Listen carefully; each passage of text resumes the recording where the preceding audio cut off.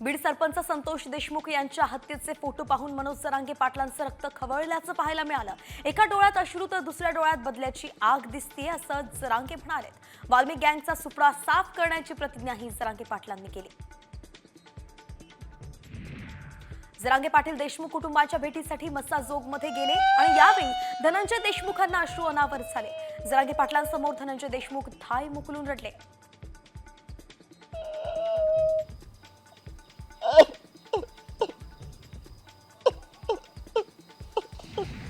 बीड सरपंच संतोष देशमुखांच्या हत्येचे फोटो समोर आल्यानंतर त्यांचे भाऊ धनंजय देशमुख यांना अश्रू अनावर झाले। फोटो पाहून खूप वेदना होत आहेत असं धनंजय देशमुख म्हणाले। आरोपींनी ज्यांच्या हिमतीवरती हे कृत्य केलंय त्यांचं तोंड काळं केलं पाहिजे अशी मागणीही त्यांनी केली आहे। तर बीड सरपंच संतोष देशमुखांच्या हत्येच्या सूत्रधारांवरती कारवाई करावी अशी मागणी खासदार सुप्रिया सुळेंनी केली आहे। फोटोवरून हत्या किती क्रूरपणे केली याचा अंदाज येतोय असंही त्या म्हणाल्या आहेत।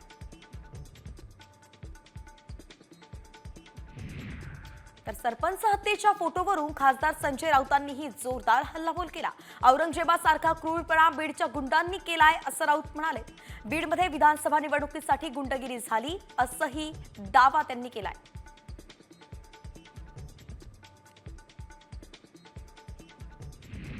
सरपंच संतोष देशमुखांच्या सर्व आरोपींवरती आणखी एक गंभीर कलम वाढवणार आहेत अशी माहिती सूत्रांनी दिली आहे। केज पोलीस ठाण्यात आणखी एक कलम वाढवण्यात येणार आहे। देशमुखांची विटंबना केल्यामुळेच कलम वाढवणार असल्याचं आता समजतंय।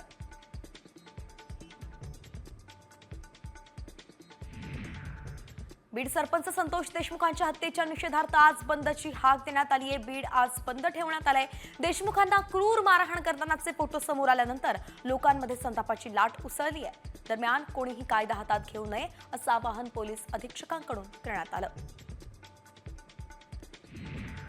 बीड सरपंच संतोष देशमुख हत्या प्रकरणातील फोटो समोर आल्यानंतर बीड जिल्हा बंदची हाक देण्यात आली। बीडमधील मुख्य मार्केट सुभाष रोडवरती दुकानं उघडण्याची कुठेही लगबग दिसली नाही आहे।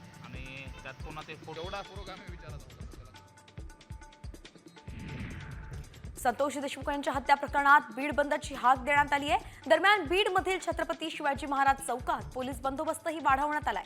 बंदच्या पार्श्वभूमीवरती पोलीस अलर्ट मोडवरती आलेत। बीडमधील काही संवेदनशील ठिकाणी पोलिसांचा बंदोबस्त वाढवलाय। बीडमध्ये संतोष देशमुख यांच्या हत्या प्रकरणानंतर संतापाची लाट उसळली आहे। संतोष देशमुख यांच्या समर्थनार्थ आणि मारेकऱ्यांच्या निषेधार्थ नागरिक एकवटले। धनंजय मुंडे यांनी तात्काळ राजीनामा द्यावा अशी मागणी नागरिकांनी केली होती, जी आता पूर्ण झाली आहे।